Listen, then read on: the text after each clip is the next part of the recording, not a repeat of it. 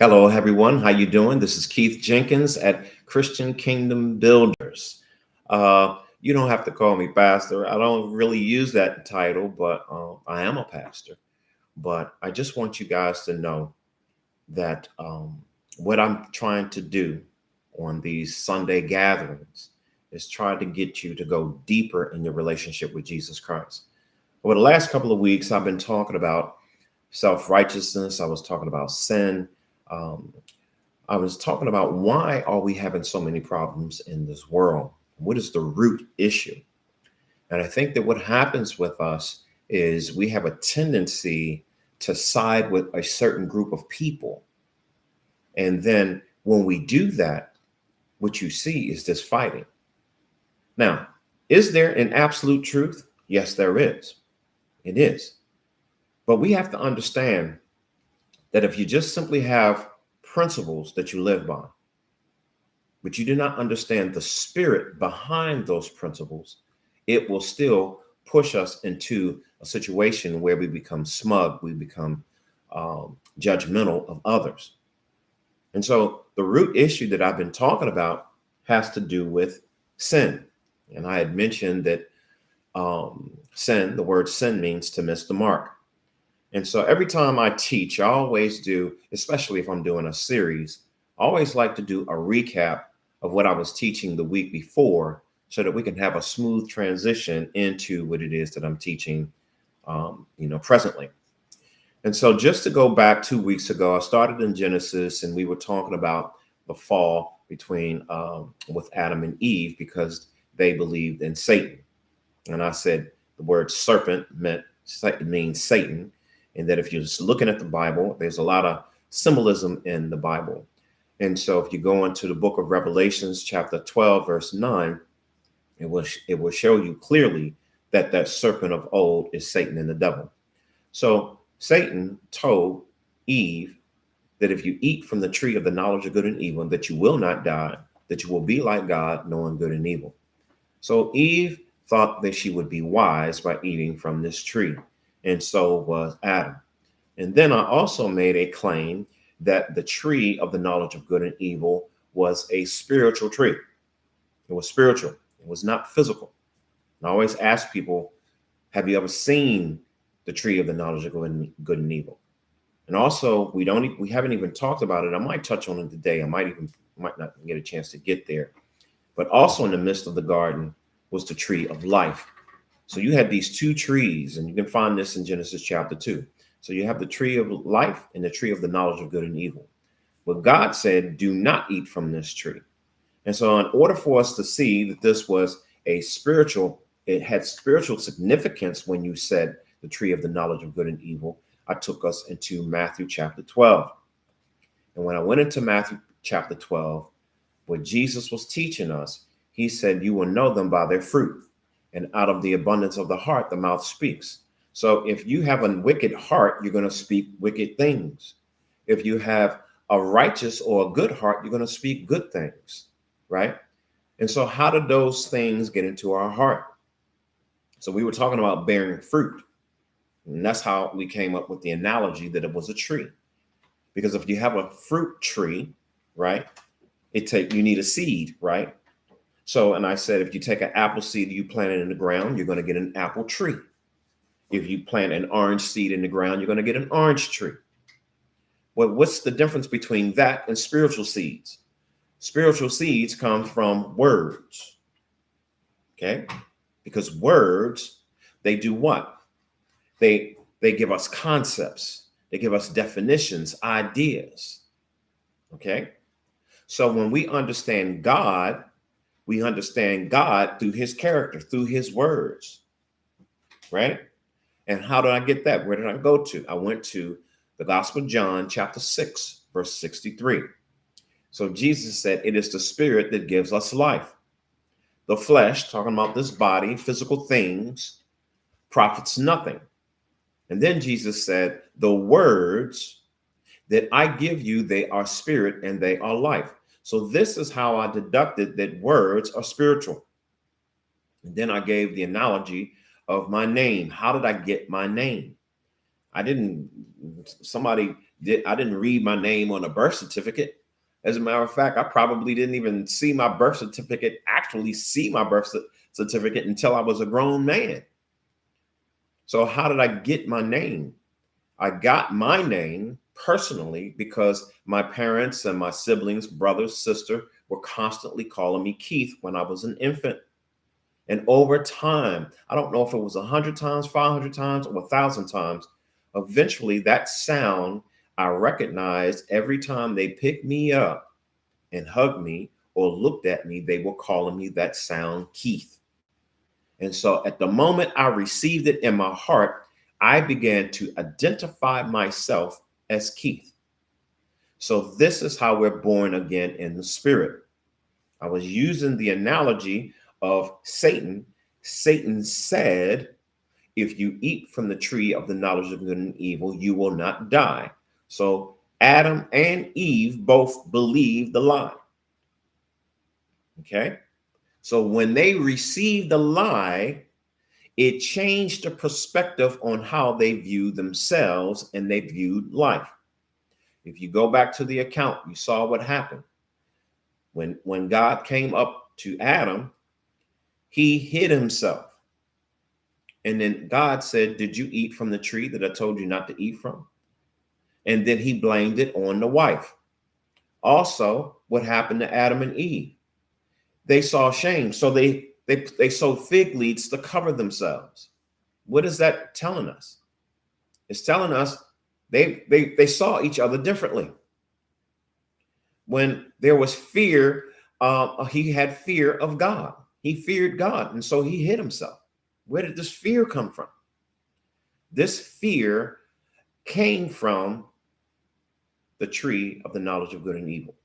It came from listening to the words of Satan. And what happened was they both died.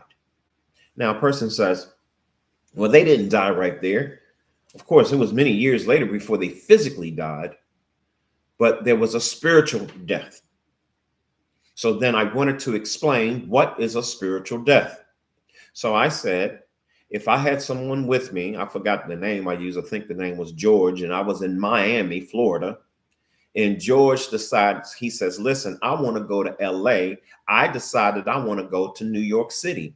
What's going to happen? We are going to part, right? We're no longer together. So if God is telling us what the truth is, now hear what I'm saying. Any deviation from that truth is no longer the truth, it's something else. So what happens?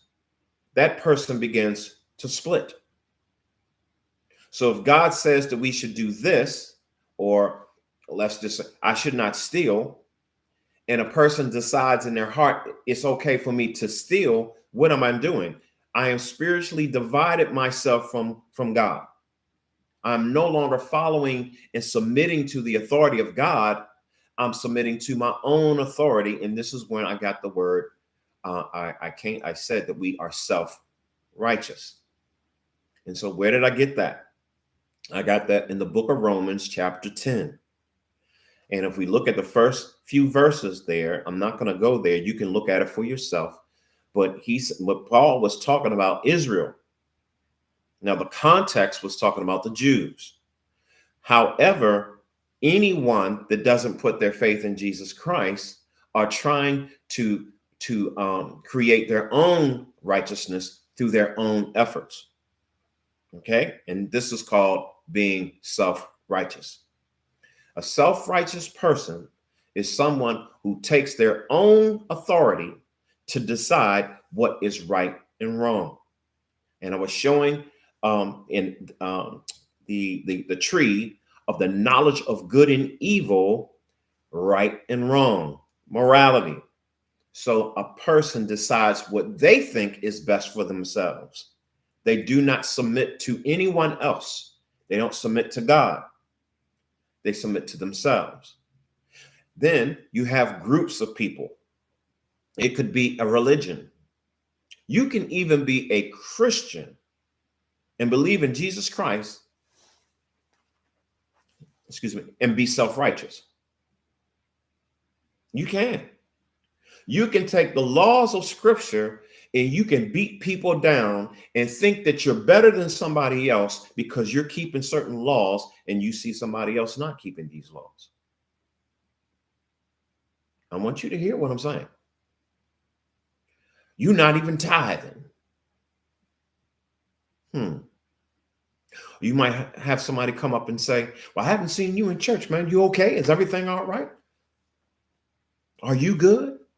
Suggesting that something is wrong because they haven't seen them in church. I want you to hear what I'm saying. I love every Christian. I love every person on this planet, whether you're a Christian or not, because my love has nothing to do with whether or not you're a Christian. My love has everything to do with my identity in Christ Jesus. But this self-righteousness, or this eating from the tree of the knowledge of good and evil, is when you're looking at yourself and you are determining what you should do, whether you should do this, eat this, or don't do that. What should I wear? You see a person who's dressed in a certain way. They might be dressing provocatively. Or you see a person who decides, well, I was born a male, but I want to be a female. What are they doing? They're making their own decision based off of their own experience, their own ideology of what they want to do, and they're not submitting to the authority of another. And so when we look at religions, you may have heard some Christians say this, that it's about relationship, that Christianity is not a religion. And what they mean by that, I always say it's a lot of Christianese. I like to say that, use that. What do they mean when they say it's a relationship and it's not a religion?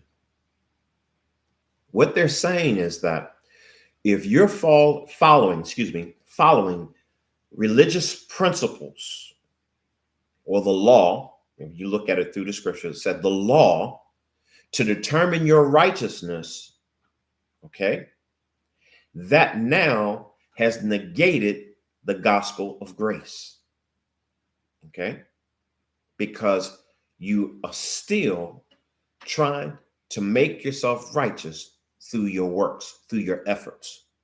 And so what happens is it can lead a person to puff themselves up and think that they're greater than someone else. And so you find this in all religions. If a person is a Buddhist or into Buddhism, you're trying to reach the state of nirvana. So you have to make choices through several lifetimes until you become perfect, until you reach that state. But notice, it's about what you must do. It's the actions that you must take.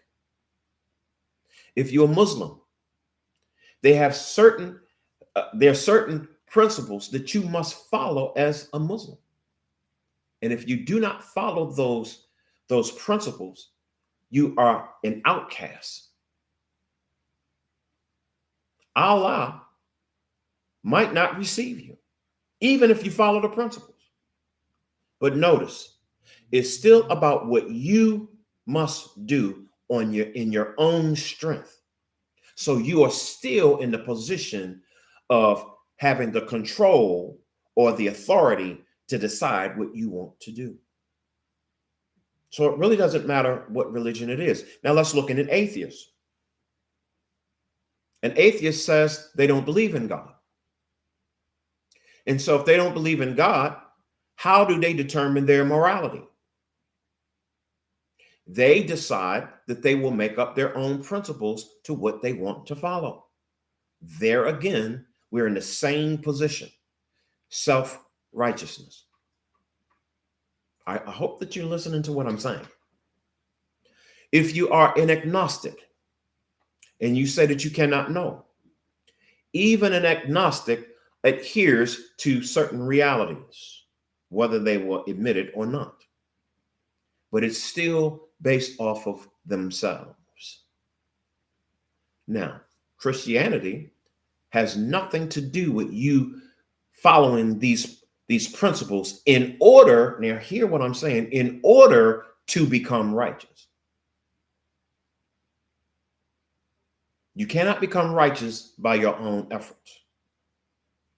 And so when I said the root issue of our problems is because of sin, because sin means to miss the mark.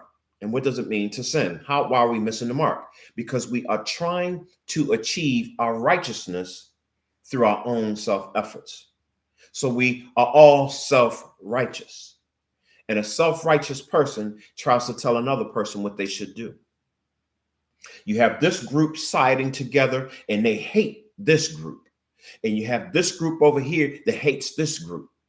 You have people in different sects. They might be multimillionaires, or they go to a particular type of university, or they are a Republican, or they are a Democrat, or they are, now hear what I'm saying. You might be a part of a religion. I'm with this religious group over here, or I'm with this religious group over here. What do you have? You have different sects. I'm with none of those groups. I'm not with this group. I'm not with this group. And then what we're doing,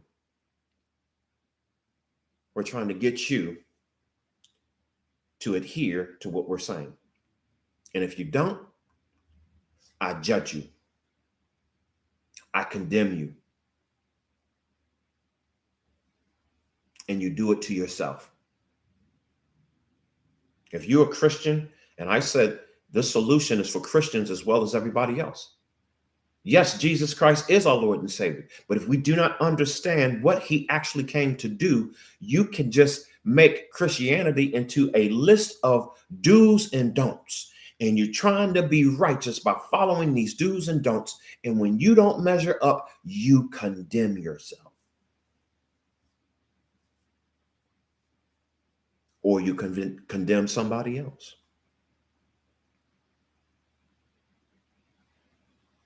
I'm trying to go slow. This is a lot of information because I was talking about last week about we are immortal beings. And you might be asking me, well, Keith Jenkins, what's immortal being? What does that have to do with being righteous or self-righteous? I'm going to break everything down, and I don't want to leave anything according to my opinion. So I was just talking about what I was saying over the last 2 weeks, and there's scriptures, all the scriptures that I have to back up everything I said. Romans chapter 10, let's just go there just for a second. I just want you to see these things that I had just mentioned because I don't ever want you to take my word for it. I want you to follow what does the Bible say, because the Bible is my authority. Notice, it's not my righteousness. My authority is coming from the scriptures. Okay, so going to Romans chapter 10, I'm going to start at the top. Verse 1, it says, brethren, my heart's desire and prayer to God for Israel is that they may be saved. So notice, salvation has to do with what I'm talking about right here. It says, for I bear them witness that they have a zeal for God, but not according to knowledge. Okay, Paul, what type of knowledge? The next verse says, for they being ignorant of God's righteousness and seeking to establish their own righteousness, have not submitted to the righteousness of God. So there you go. Paul's saying that he wants them to be saved. And the reason why they need to be saved is because they're seeking to establish their own righteousness. And so I said a non-believer is seeking to establish their own righteousness. You hear what I'm saying? Now, where did it come from? I said it came from the tree of the knowledge of good and evil. And when you eat from this tree of the knowledge of good and evil, God said you're going to die. And then I said, what is spiritual death? Spiritual death is when we have separated ourselves from God. We're no longer following him. We are following our own idea, we're taking the God's position, and we are now the one in authority. We are going to say what we're going to do. If I want to have multiple partners, I can do that. If I'm not married and I want to go outside of my marriage, why not? Who are you to tell me what I should do? A man got to do it. A man got to do it. What am I saying? We are using our own authority. We're not submitting to God. And so, no, we're no longer walking with him. We're walking our own path. And so, as long as everyone in the world is walking their own path, we are going to constantly create chaos. You cannot have everyone being the head. If everybody in the world is the head, they have their own self-righteousness, they're going to fight. And that is the root issue. So now what did Christ come to do? He came to save us from being self-righteous. Now, I said this, and it bears repeating. Do you know what's going to happen tomorrow? Do you know what's going to happen next week? Do you know what's going to happen in the next 15 minutes? Well, if you can't even answer that question, well, actually you can. You know you don't know. You know you don't know what's going to happen next week. We can all speculate. Sometimes we get it right. We don't get it right all the time. Some people are expecting to go to work next week. Sad thing to say, some of them are not going to make it. Something might happen, might be an accident, or it might be they have to go to the hospital, or anything could happen. So if we can't even tell ourselves or someone else what's going to happen in the next 15 minutes, and the next day, next week, where do we get the right to be the one in authority to judge another person or judge ourselves? We don't. And so what Jesus had to do, he had to come as a man to live like one of us, to prove that every word that he said is true. Why do you think he sent the prophets? I said, why can you trust the Bible? Why is the Bible divine? I said, the Bible is divine because of the prophecies. Jesus fulfilled over 300 prophecies. There's not a man or woman on the planet that can do that. You might have watched a tarot card reader or a palm reader and people with crystals, and that's all demonic stuff. Sometime to get it right, sometime to get it wrong. Well, anybody can guess and get some things right sometime. But the Holy Scriptures have gotten it right hundreds of times. And the Holy Scriptures has not been wrong. The values of morality that we find in the Holy Scriptures are right. They work. When you look at other people like Josephus, they wrote about Jesus Christ. He existed. This is not a book that's myth. These things actually happen. And for those people who are genuine believers in Jesus Christ and walk in the Spirit, there is a peace. So this is a valid solution. So I'm going to go to the book of Romans, chapter 7. I know I said chapter 8, then I went to 7. Let's go to Romans 7, and I want to show you the struggle that we have inside of ourselves. And this is primarily for believers. The struggle. It's an inner struggle. So I'm going to start at verse 13. I'm still doing a little bit of a recap. It says, has then what is good become death to me? Now, why would Paul say this? I'm reading the New King James Version. Okay, because he said that the law, if you're trying to become righteous under the law, is going to kill you. So obviously, we need to know is if the law is good, right? It said, has then what is good become death to me? Certainly not. Verse 13. But sin, that it might appear sin, was producing death in me, though what is good, death in me through what is good. Well, how in the world does sin produce death in me, but it's good? How can the law be good, but it produce death in me? Because if you identify yourself with your flesh, you will never be able to keep the law. And this is the reason why people condemn themselves. See, if you're looking at yourself and you're trying to be righteous, you can't keep the law because you keep trying to follow your flesh. So if you keep submitting to the authority of your flesh, I can do this. You become arrogant. You become so prideful. You're the one that knows what's right and wrong. So you're the one. But as soon as you try to keep God's law, you see that you are not capable of doing it, because every now and again, you're going to make a mistake. And when you make a mistake, you're going to condemn yourself. It's going to cause death in you. Are you with me? So let's continue. Verse 14. For we know that the law is spiritual. Notice, it's spiritual. But I am carnal, sold under sin. Notice when he says I am carnal, he's looking at himself as a human being. Because carnal, the word carnal comes from the word carnivore, and a carnivore is a meat eater. So he's talking about meat, talking about flesh. You with me? Talking about the body. Verse 15. For what I am doing, I do not understand. For what I will to do, that I do not practice. But what I hate, that I do.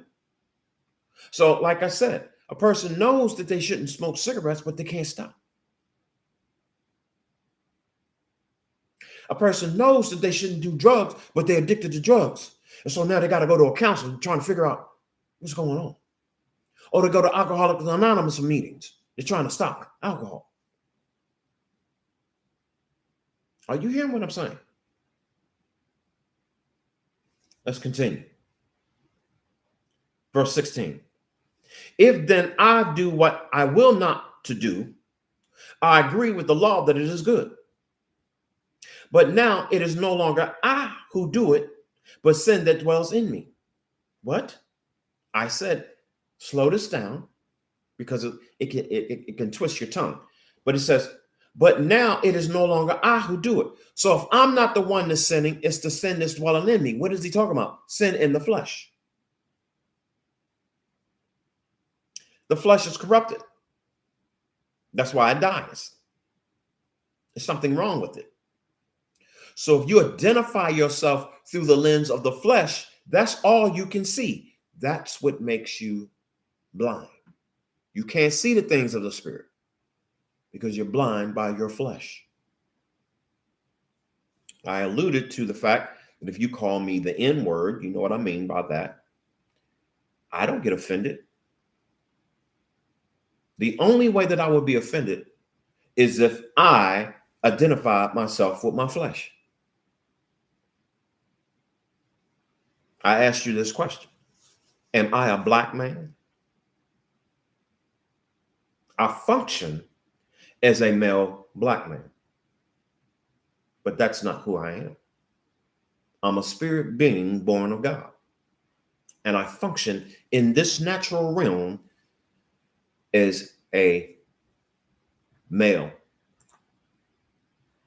Do you hear me? I happen to have brown skin in my temple. This is my temple. I'm a spirit, and I reside in this temple. Are you with me? Now, I said this last week, but I'm going to say this again. Spirits are made up. You can understand them through words. We're spiritual beings because words produce ideas, concepts. So when Jesus said the words that I give you in John 6:63, he said the words that I give you, they are spirit and they are life. He said the words that he gives us. Well, what about the words of Satan? They're spiritual because they're words, but they produce death. Why do they produce death? Because they're not in agreement with God. Only Jesus's words produce life. Anything outside of that is going to be a lie. And if it's a lie, it's not going to be one with God. They're going to be apart from God. Therein lies death. Are y'all with me? I'm slowing this down because I want you to see what's actually happening. Jesus was talking to Nicodemus in the Gospel of John chapter 3. And Nicodemus was trying to figure out how you're doing these things. And then Jesus said that you must be born again or you cannot see the kingdom of God. And so Nicodemus's response was, how can a man be born again? Can he jump back into his mother's womb? Notice, he was thinking flesh. This is how the world views things. We view things through the cosmos. We're looking at this physical world. We do not acknowledge spiritual things. I had mentioned scientists. The scientists, they primarily focus on those things that are physical.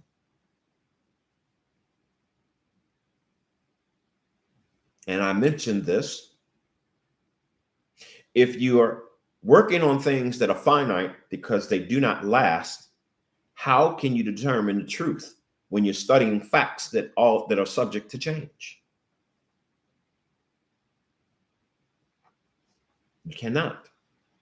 They will never find the origin, the origin of truth, because physical things deteriorate, they change. Spiritual things do not. So what's stronger, the spirit or the material world? You don't need to be a theologian. You don't need to be a scientist to know spiritual things outlast physical things, because spiritual things do not die. I said, can you kill a spirit? Can you cut it? Can you nuke it? It doesn't matter. It will live forever. So since we are spiritual beings, we're either going to spend eternity apart from God because we don't submit to his authority, or we're going to spend eternity with God. I started this off a little earlier, and I mentioned about immortality. What does that have to do with righteousness?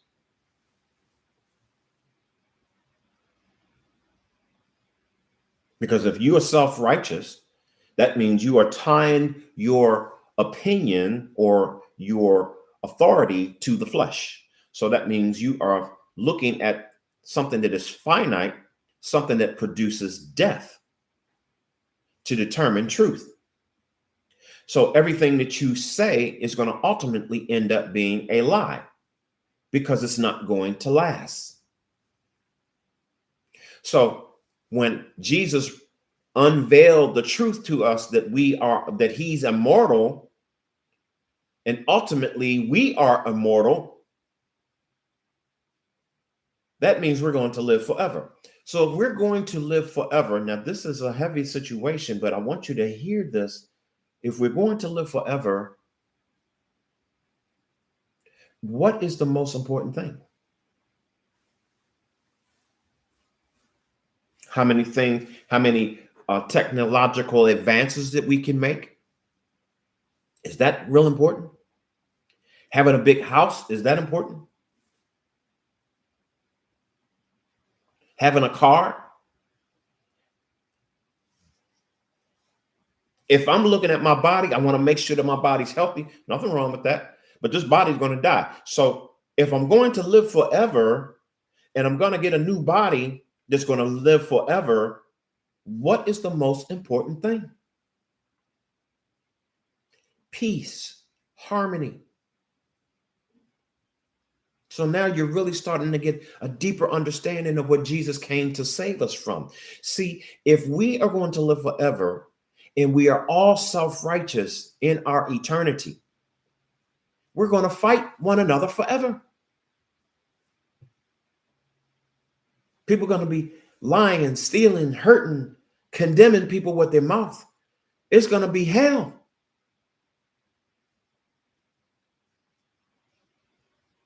So he came to save us from eternal hell, fire, and brimstone. So when we submit, when we realize and humble ourselves and realize that I am not that smart, I don't know everything, and I keep making mistakes. Stop identifying with your self-righteous attitude. Recognize that you don't know. Just be honest. You really don't know.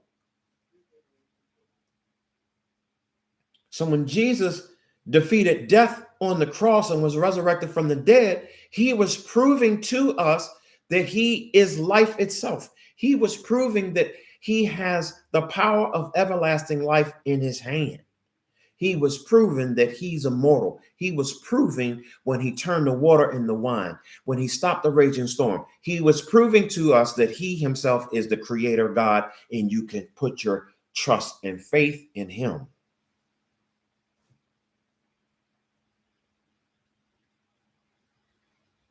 And if I can put my trust and faith in him, that also means I don't have to fight you. I don't have to condemn myself anymore because I'm not trying to be righteous. I'm submitting to his righteousness. I'm allowing him to take the be king. He is king over my life. And the word Lord means ownership. He owns my life and he's the king of my life. And so now I follow his lead. So if you are a believer in Jesus Christ, maturity comes when you stop trusting in yourself and you start trusting in him. And what happens? I'm going to give you the analogy of a husband and a wife. Here's the wife, here's the husband. It's not his way. It's not her way. It's God's way. So when the husband submits to Christ and the wife submits to Christ, what happens? They become one. What happens? There's no more fighting. There's no more arguments. There's peace. There's harmony. If there's millions of people living together, dwelling together in heaven, how can we do it unless we be one? There has to be one in authority. There has to be one truth. There has to be one spirit. So when we all come together up underneath the eyes of Christ and become one spirit with him, we will have everlasting harmony. I don't worry about bills. I don't worry about my house note. I don't worry about my health. I don't worry about any of those things because everything that I see with my natural eye is temporary.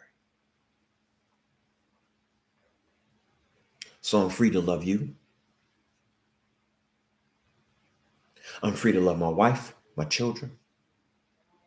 I don't have to judge my wife. I don't have to judge my children. I don't have to judge you. I'm free to be gentle, kind. I do need to be patient, but I already have patience. Because if you disagree with me and you hate me, it's because if I only love you and I'm being gentle and kind to you, why would you hate me? The only reason is because of your pride. You don't want to submit to God. You don't want to submit to the truth. And so you want to hate me. You want to judge me because what I am suggesting is that you cannot do what you want to do. You can't be selfish.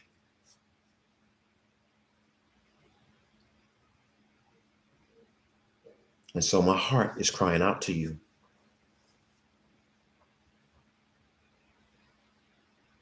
Because you think that your self-righteous attitude makes you free. That's not true. The bondage that you have is going to cause worry, anxiety, fear, all of these things. If you're self-righteous and you don't want to submit to Jesus Christ, you're going to have all of these emotions. It's going to be turmoil. Yeah, you might be at peace for a little while. You might even have some money and everything is hunky-dory for a little while. But as soon as something devastating happens in this world and it affects you or the people that you love, what are you going to do about it?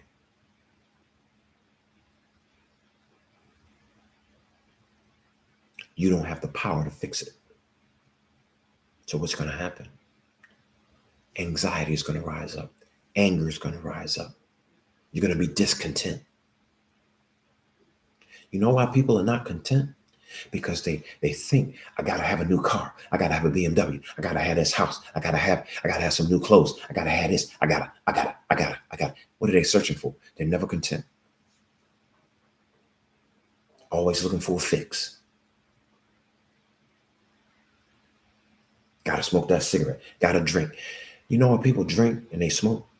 Because of the ills of society is just overwhelming them, and so they need an outlet. So the outlet is drinking. For some people, the outlet is having sex. Some people, the outlet is so many different things.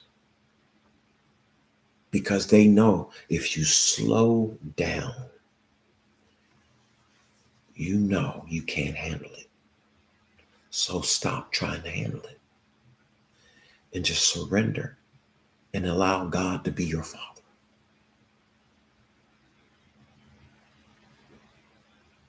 And allow him to love you and to take care of you.